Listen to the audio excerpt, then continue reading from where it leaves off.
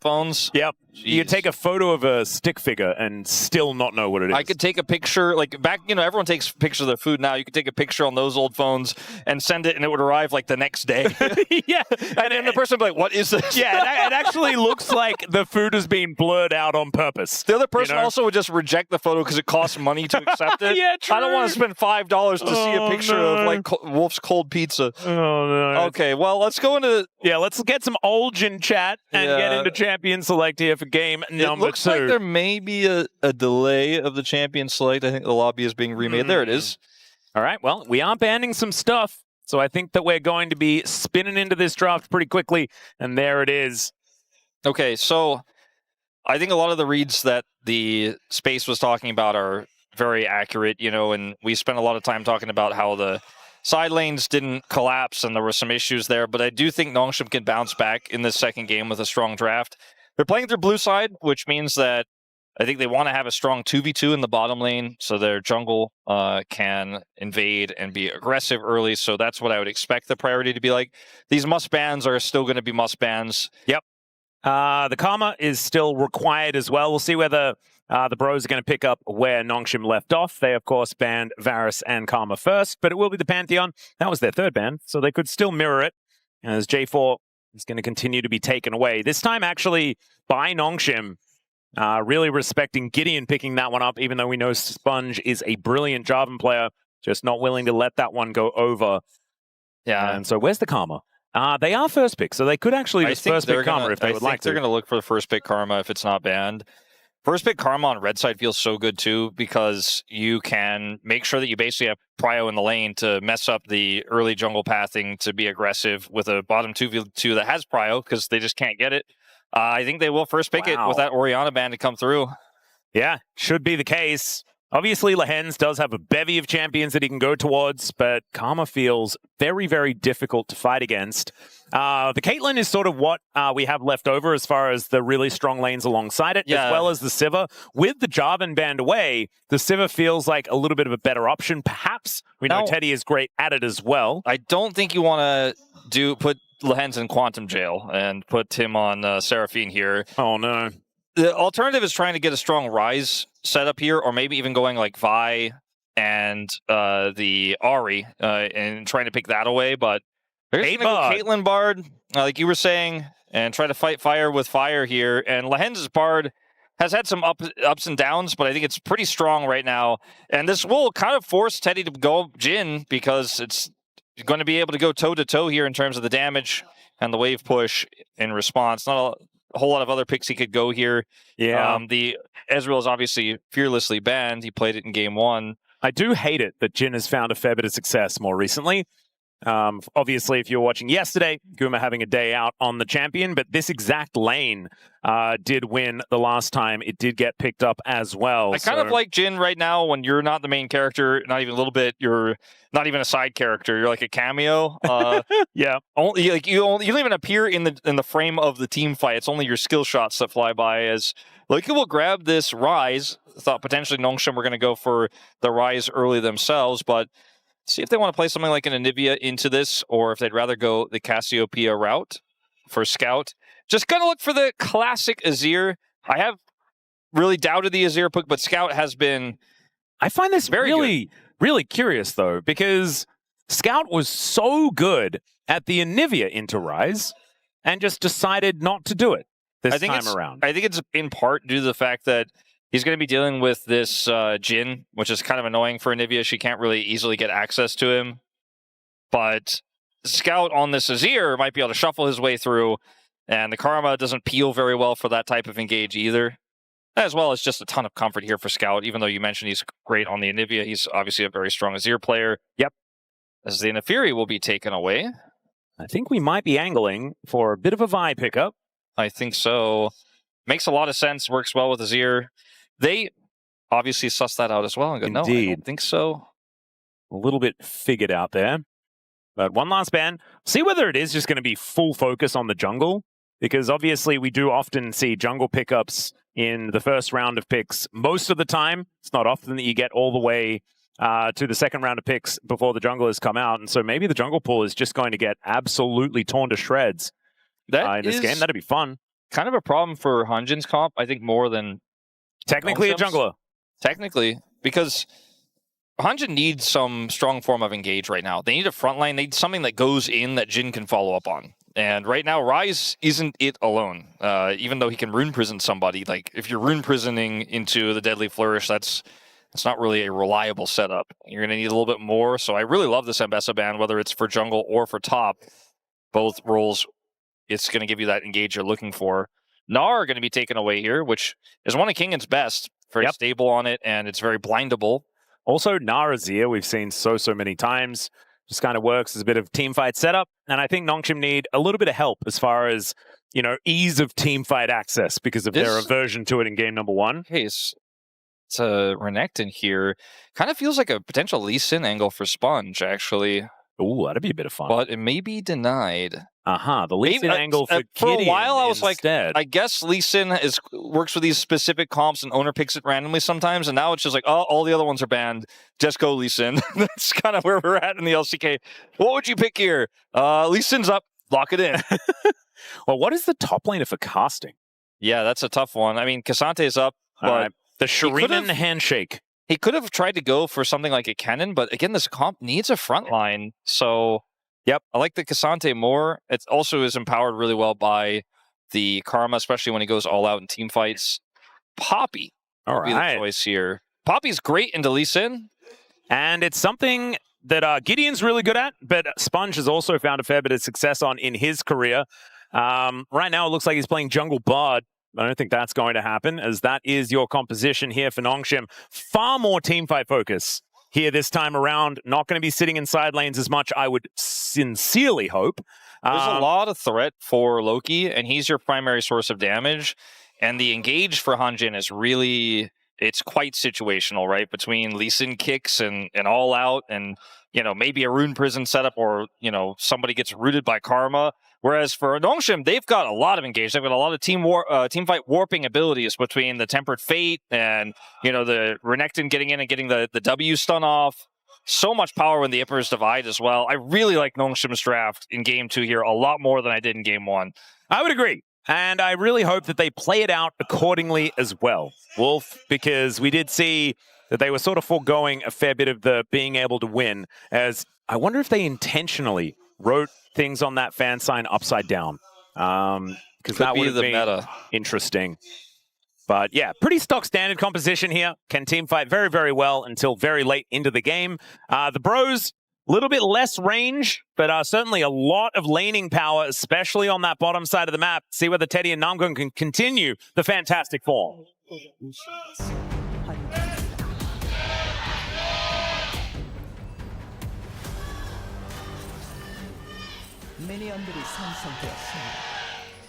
All right, here we are, ladies and gentlemen, onto the Rift for game number 2. Nongshim versus Ro, as it was today. Imagine a HANJIN Brioon victory. 2-0. Absolutely insane if they were able to do it. Means that Nongshim will have lost to both KRX and HANJIN Brioon. Which would be crazy, but also there's kind of a precedent for it. Yeah, I guess so. It's just weird that they can also go toe-to-toe with some of our best teams here in the LCK, and then drop the ball when it comes to some of the easier on-paper opposition. Maybe it's about what you were talking about, right? Like the fact that the league feels like it's consolidating a little bit more this season. Well, it was very tier listy last year, and then, well, I mean, outside of the Ryze group, and then the Ryze group was like, well, who knows? We kind of know, but also we have no idea. We just know it's going to be very funny in the end. Oh, look at the Skinergy. Yeah, very purple. That is very cool. Some Dark Star. But also, that was in the new TFT set. They brought it back as well. Yeah, on both sides, kind of having some good Skinergy here, actually. Yeah. I've been losing a lot in the new sets. Not been very fun, not gonna lie. Felt like I knew the old one really well, and now just completely clueless. Winning is generally more fun than losing. Yeah, it is how it goes. Although, if you really liked losing, imagine how much fun you'd have playing games. My God, it would be the best. It would be so fun. I don't think very many of us are at that point, though. As Loki getting this wave shoved in towards Scout, as Kingen just completely circumnavigating the wave in order to get towards casting here. The Karma lane is winning. As a surprise to no one. Yep. Obviously, you mentioned it. The Caitlyn's been one of the better picks into this, and the Caitlyn Bard can. And there's like some wiggle room here, but they haven't been able to get out of the oppression yet. As Namgung hits another Q. Namgung's having a bit of a day, you know. I mean, we kind of talked about it a little bit. I know that Digon is the big Brion enjoyer and has been singing the praises of a lot of Brion's successes this season when no one else has. And he's actually a bit of a Hanjin predictor today. But Namgung was the player we were all like, I don't know. He was 22. He's 22 years old. One of the latest debuts of a rookie in LCK history. He's 22 years old. So it feels like, can this guy learn new tricks? You know, has he peaked already? And he's made some of the biggest improvements we've seen out of any player this entire year, which is crazy to me because I had already kind of myself written him off as, okay, well, we don't have a lot of support talent here in Korea right now, and maybe he's one of the best that Bro could pick up. We'll see how he does, but it doesn't look great to start off, but it's looking better now. Speaking of... Yeah, paying a visit to Scout here in this mid lane. As right now, Bro definitely doing a good job playing around their power points on the map, right? Not the presentation that you do to your boss. As Namgung is going to turn up once again. And the Rune Prison does come on through. They're snared down as well as Loki looking for that first blood, but is unable to find it thanks to the heal from Lehends. You could say the heal was the keynote there. Oh, beautifully done. As casting now taking a bit of damage from Kingen, who's very lucky not to be in turret range there, as we could see. And GIDEON is coming up. Yeah. Casting, let's see whether he can land this third Q, as the flash unrequired, as he was picking out the potential movement, as Loki is, just going to try and leave a different way. As Scout, close to going down, but will be able to pick up first blood. That was a very awkward situation there for Mr. Ryze. Yeah, it could have said that he was low-key dead. He's like low-key with a W. Yeah, I get it. Just don't know whether I like it. No, I mean... What else are we going to do? I mean, you started it with the PowerPoint thing. I have to run it without you. You switched my mode. It's hard to switch it back as Loki has a washing machine. Will. Turn the dial back. We're on wool mode by accident. Yeah, Loki, he didn't really have much he could do there. At least he did not flash, so that's good. He almost got enough damage to secure a kill for himself, but it was not. It's not likely going to be the case. We're getting reported in chat, by the way. Yeah, I know. This is going straight to the authorities. God, it's those guys who said BD was a robot, those casters. Yeah, those idiots again. It's always the bro games that gets us in trouble. Yeah, it is. There's far more gameplay, though, in this particular bro game than the one that we were talking about before. And in fact, you had back-to-back, didn't you? So you had our very fun time bro KT, and then... on Wednesday, immediately afterwards, you had the next bro slaughter on the docket. I can't remember who that was. I am also blanking on it as well, but it might have been B&K. Yeah, I think you just probably wanted it out of your mind. It was painful, but it was good for the winning team, which was not bro. Yeah. Lehends is rooted. Yeah, he's going to take a lot of damage here as he does magically journey away. Magical Journey going to be taken here by Sponge in order to get himself out of dodge. And Nongshim will keep themselves alive, but without very much priority here. As Teddy throwing some grenades over to Taeyoon. And GIDEON has started off this dragon here at 6 minutes into the game. Pretty early first streak. Able to, with that pressure they put on to Lehends and the forced magical journey, know that this is a pretty much guaranteed and safe setup here. Namgung can even grab some of this honey fruit to make sure you get a rotation of spells in a potential contest. And Scout is not going to come down for this. Yeah, he was lurking, but there is no Poppy in the vicinity. And Sponge, without Flash, does have his Hex Flash now activated. I think it backstopped. No, Scout can't. He tried on the minimap there, but it looked like Scout was trying to essentially bait Loki into going to that brush where he could then sweep him back. Lehends was coming over. He was like, oh, you don't have full vision about whether we're going for the contest or not, but Loki was wise to it and did not step forward and also got his back channeled. Didn't complete it, though. Yeah.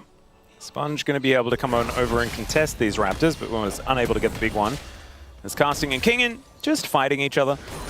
The Bramble Vest has been completed. Phage is done here for Kingen. We have seen... Dudu's Bramble Vest was not working yesterday. Yeah, it was not buttoned up, maybe. Castings is working out relatively well, though, even though he is a couple of waves behind for now. Cassante looks to be trading relatively effectively. Yeah. So we'll see whether that is going to continue, as my goodness.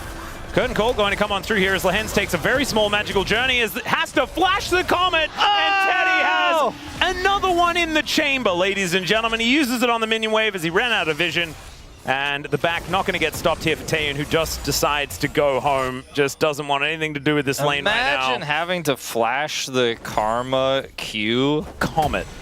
Or sorry, the Comet, excuse me. Yes, even worse, and then just getting shot by like a targeted ability. He's like, oh, this Comet's gonna hit me if I don't flash 100%, and then the one that's aimed is the one that does him in. He's like, oh, I think I'm. Maybe and I can dodge it. he had an extra one to hit as well after that. Oh dear. And also, like, if he didn't flash and the kill went to Namgung, it would have been better for them as well. But also, Taeyoon had barrier and could have blocked it. Yeah. So let's just have a look at this. Lands the first two, flash goes out and kills him. Yeah, he could have. There's literally no reason why he. And kills him again. Oh my god. Do you believe in magic? Yes, I do. Our bro tax is going a long way. Yeah, today. it really is. It's not even getting stretched. It almost feels like we've got a bit of a surplus, and it's early on in the year. Yeah, this is crazy.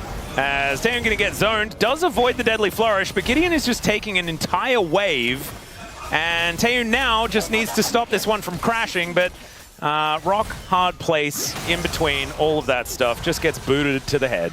Taeyoon's like, I'm back. Teddy grabs it. I'm back. Hold on, I can help. Yeah, Lehends just shows up. He's like,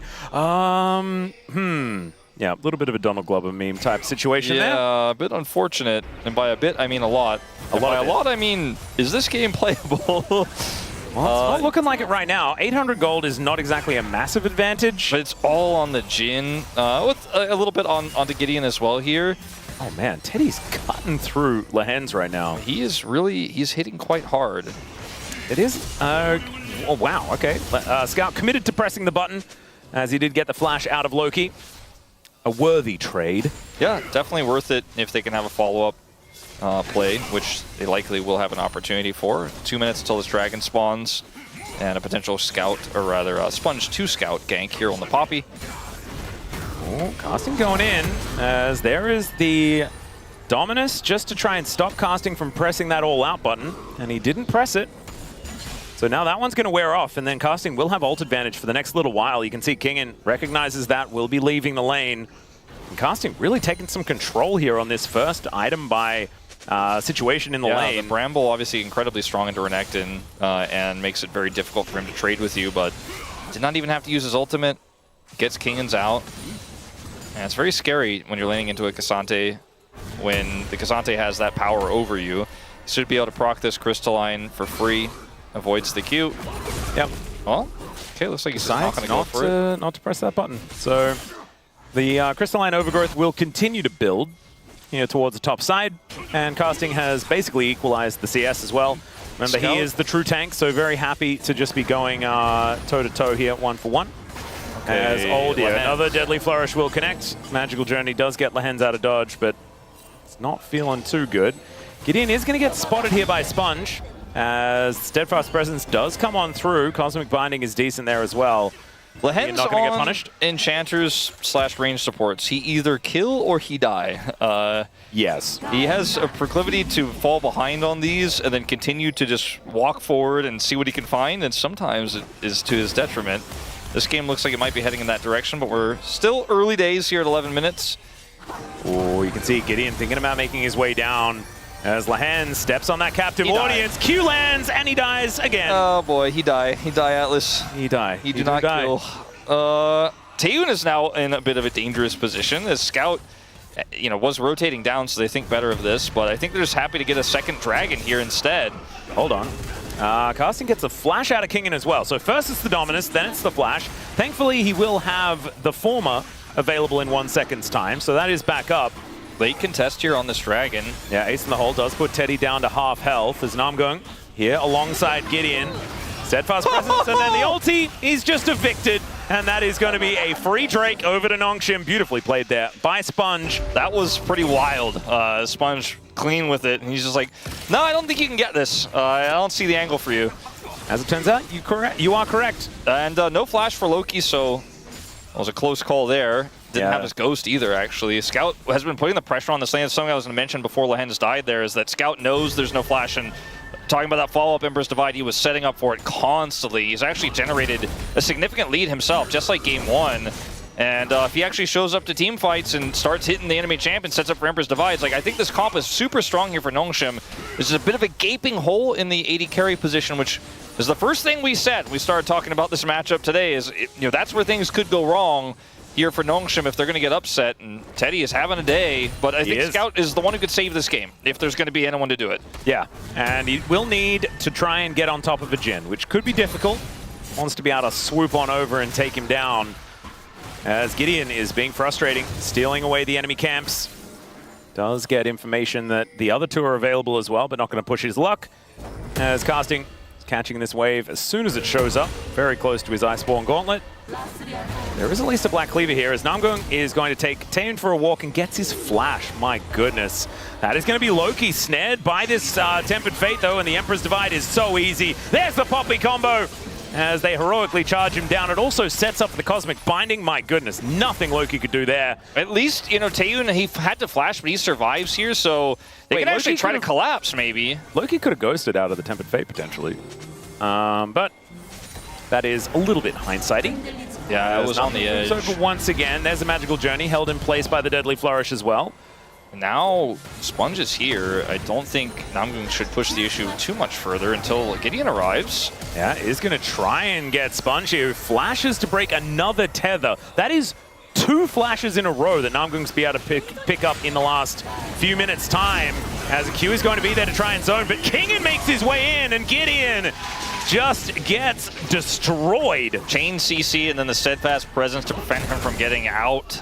He is just not getting away with that one. And this is a lot of minions. Yeah, that is a significant amount. In fact, it's Taeyoon who's coming up here to try to clear those up with the commitment of the Renekton there bottom side. Let's watch this again. Yeah, I think he just thought he had enough and didn't want to use the Ghost. He miscalculated. Yeah, and then the shove into the wall here of the Emperor's Divide is beautiful to see.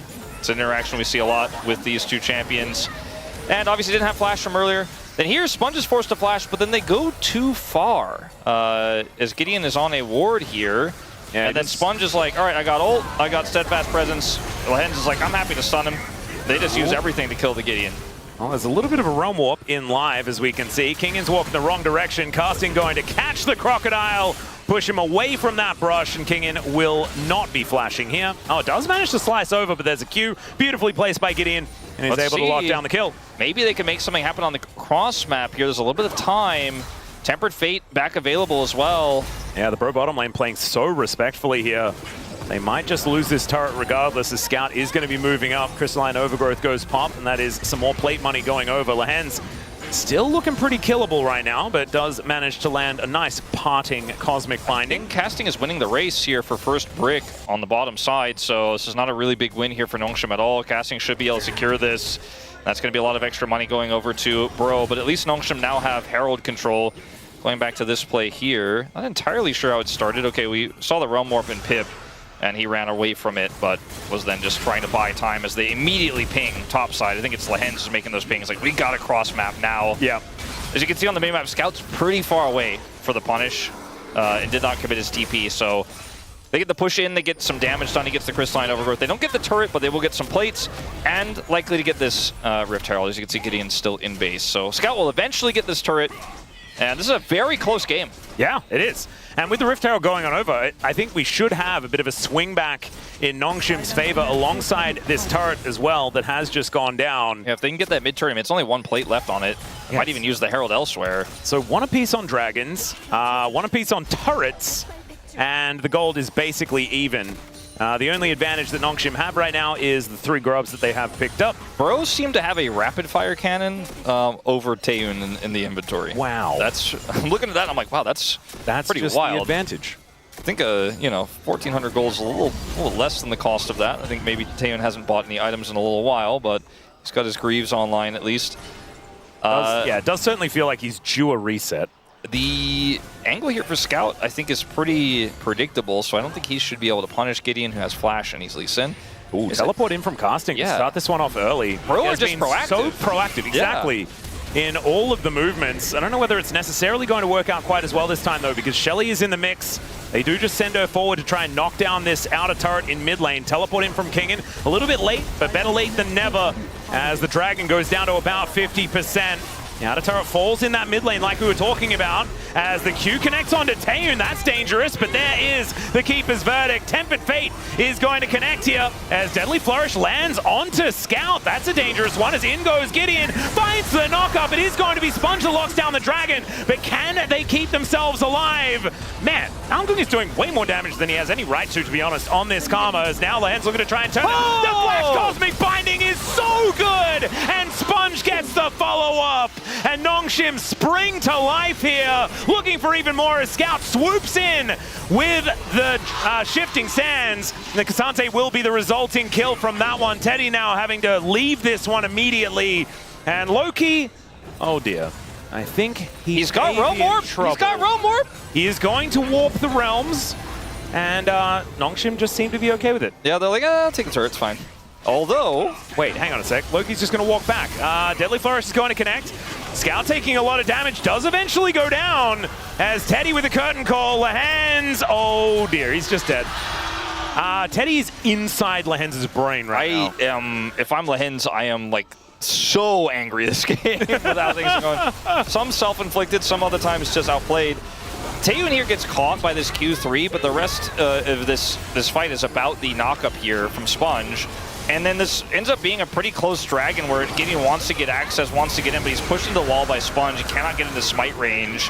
And then Namgung, this Q is like actually almost won Bro the team fight. Like, it's crazy. But casting just takes too much damage, and Bro were a little bit indecisive on this one.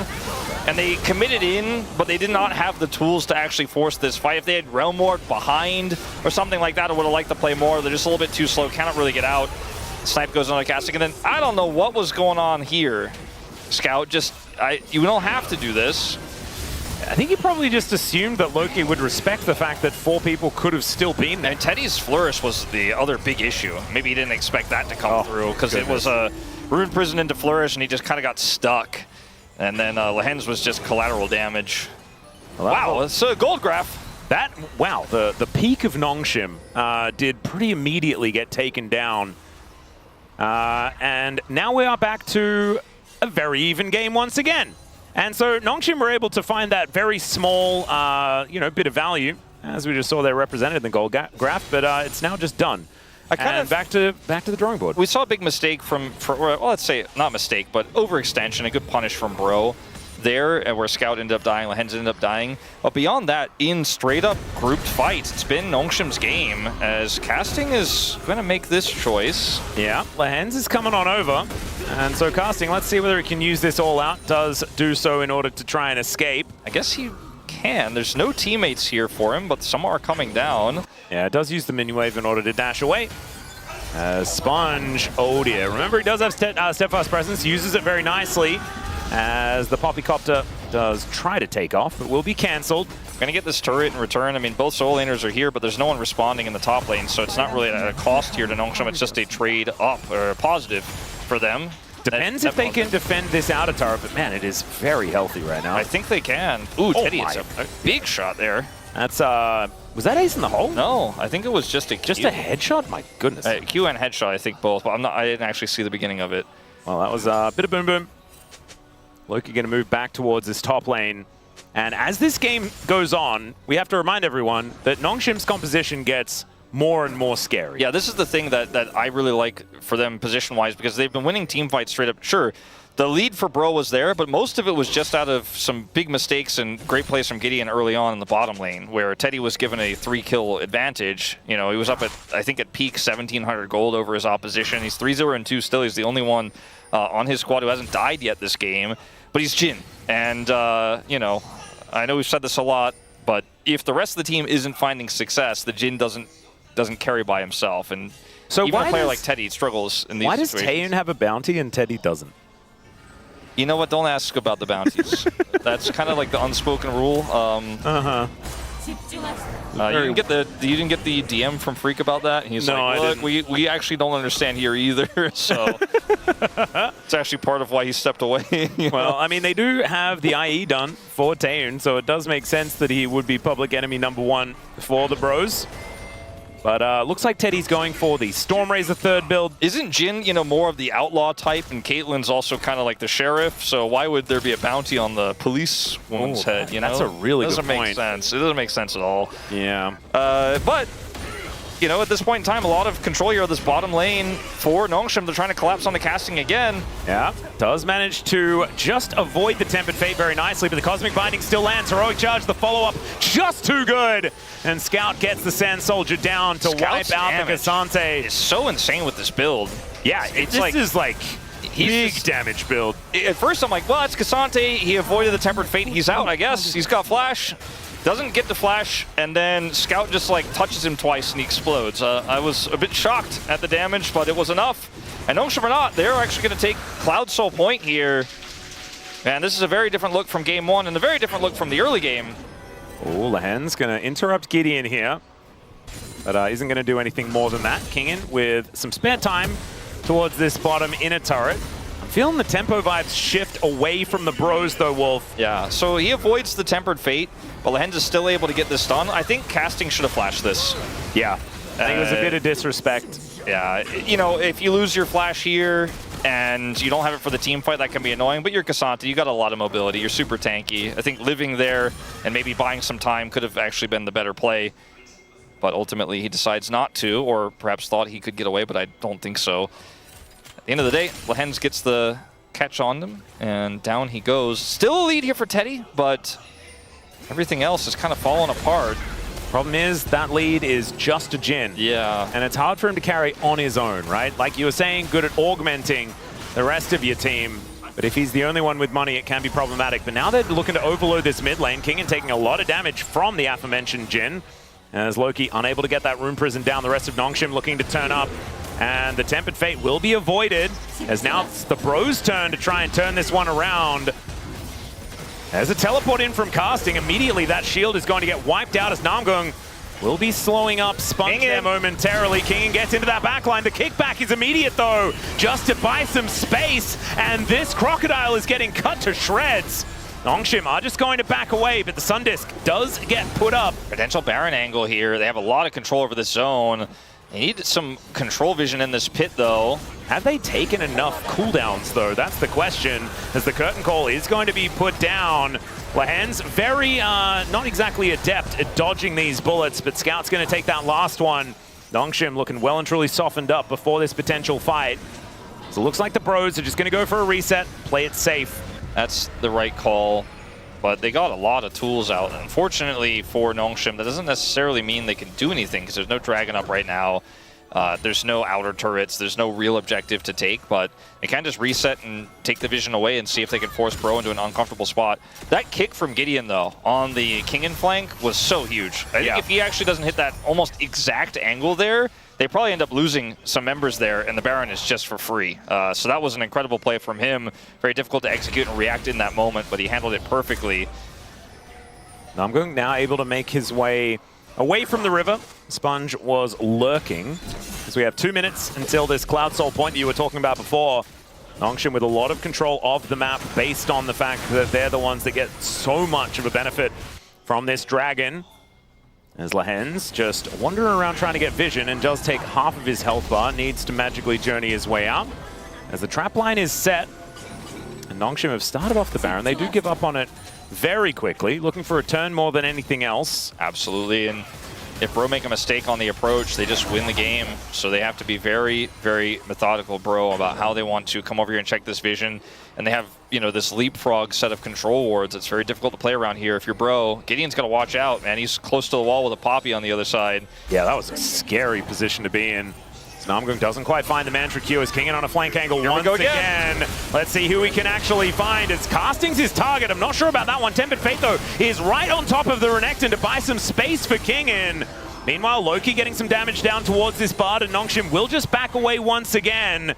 Not overly committing. These half commitments to fights have been happening over and over again. And now Bro have all their ults back, so And I feel like that was a net positive for them. The gold lead is still there, but it's very small. And it's really this Azir that's the big threat. It doesn't necessarily mean that Loki cannot do massive damage if given the right conditions. And Gideon's found some great angles. Almost felt like that Tempered Fate from Lehends was like, kick this, man. You can't. It's untargetable. He's trying to shield Kingen from what happened last time, but now there's no Baron pressure. And in fact, there's vision for Bro in the pit. So what does Nongshim do to try and fight back against that? I think the answer is... Play for Dragon. Yeah, play for Dragon. 30 seconds on that one. And they do have the shove in this mid lane. Sundisk is so good for buying that mid priority. That is what they're going to do. Kingen once again wrapping around from the side, slices, dices, gets on top of Namgung and gets his flash over the wall. That was actually a pretty big angle there for Sponge, almost blocking Gideon's retreat there with a steadfast presence. That could have been a huge angle, could have gotten his flash, but he played it well. Gideon, that is. Now a tiny choke point here with a bunch of traps in it at the same time. This turret does go down and they can take a long walk back towards this dragon. They got control vision on the way there. They have Sundisk. They have traps. I think this dragon is just gone, so they're going to make the call to go for Baron. Yeah, they have the Realm Orb. Immediately on top of it, the rest of Nongshim booking it to get over here, and it looks like Bro just going to back away. It's a beautiful call from Bro, though. Pulls Nongshim off of that Cloud Soul, but now they need to be able to defend. They are pinging onto Scout, as Scout was walking back towards the dragon. The Bros immediately started up because they see that, and then as soon as he starts walking back up, they are going to stop. So the Baron is going to reset once again. They're playing this juggle game, but Scout has TP, so he can actually eventually come over to this Baron at any point. So Bro, not really in a commanding position right now. Not to mention, Lehends has his ultimate, so he can pull off a lot of different plays here. It's just really tough for Bro. They're doing their best to deny vision. Decent Cosmic Binding comes through there as well, as Nongshim do have decent amounts of poke. That is going to be the Drake secured. There's the Tempered Fate. It's not onto the Baron, though, as now Sponge is going to get rid of the Ryze, and in they go. Sponge locks down the Baron. Oh, Bros, this is not what you wanted to see, as the Caitlyn locks down the kill onto Namgung. Teddy gets hit by the ulti, and now Scout is looking to clean up. Nowhere for Loki and Teddy to go unless they go through, as they have a fair bit of damage, and Scout is just dead. Yeah, he does still have ult in the grave. He might have wanted to use it, but I guess was looking for a more idealistic angle there. Either way, they end up getting the Baron. They got Cloud Soul. And they get a bunch. Like, look at this Rebel Baron power play. It's already up to 2,000. There's so much inner gold to take here. So watching this fight again, I think Bro were, you know, we talk about Rock and Hard Place a lot, but there isn't a great call to make here. The Tempered Fate also only hits the jungler, but it buys enough space here for Sponge to find this angle. And unfortunately for Gideon, he's so scared about the approach. He smites early and went down to 25 health or something like that. Actually, a little bit unfortunate. Scout here just trying to block the retreat. I think if he ults right away, he's actually fine, but did not do so. So ends up getting punished there. Good play from Teddy. Yeah, wanted to buy time for the rest of the team to move over, but unfortunately just wasn't able to find some success there. But now, as the dust settles, Taeyoon is almost at 4 items. So this Caitlyn, very scary, very soon. It looks like the curse of Atlus in at least 5 games. And it's on the cards here. Yeah. Teddy is very close to his IE, though. Actually decided not to go for the Stormrazor. That is so cool. As all right, now I'm going to show up and make this 1v1 a little bit unfair, as Kingen going to get snared. Does have to flash as he goes back in. Not sure about that one. But was trying to maybe land a W, delay their backs, get a Q or something like that, and then win. Yeah. The rest of Nongshim, though, are going to just take all of the structures. Taeyoon is dead, though, as Gideon gets delivered, doesn't even need to kick. And now casting goes all out. Sponge is moved away from that inhibitor turret as Gideon able to kick him back. The curtains are called and Sponge just stands in front of it. Not sure about that. That is going to give the kill over to Teddy. There have been some questionable moves here from Nongshim in this pretty significant lead. It's kind of reminiscent of Bro making a few fumbles in game 1 despite ultimately winning.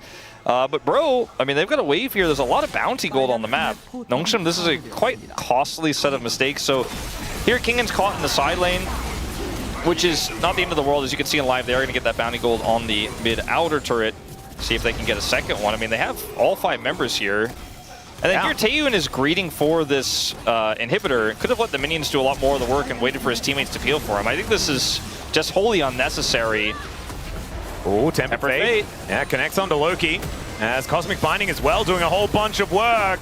Casting down exceptionally low, and Nongshim, they want even more. Let's see whether Lehends can find any angles as Namgung trying to slow them down. Taeyoon very far away from this fight, and Sponge is only just making his way out of base.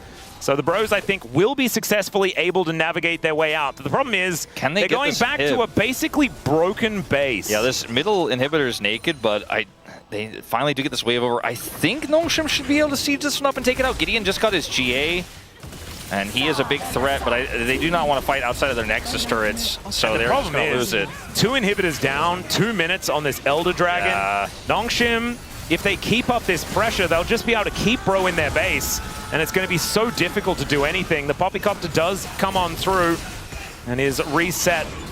I think will be available relatively soon. I think they could just back away and play for Elder, but they really want more here in the space, and they're doing a bunch of damage. Well, the Realm Warp is going to come on through as Gideon's delivered once again. Emperor's Divide just comes out in trade for the Realm Warp, and now Kingen presses the Dominus and just dies. Now the curtains are being called. Maybe an overstay here for Nongshim as Taeyoon wants to be able to do something, but the bullets will not land. The Caitlyn's able to make his way out. There is casting falling down though, and my goodness, the damage from Scout is just massive. Taeyoon is able to come back in and lands the headshot to finish off the Lee Sin. Loki the last man standing, and I think, Wolf, we are going the distance in this series as it's going to be a 3-gamer for our first series of the day, as Nongshim will be able to clap back against the Bros. Man, those last few minutes, you were on the edge of your seat because you're like, oh man, they may have made a mistake here. They might actually have tossed this game away, and Scout's like, no.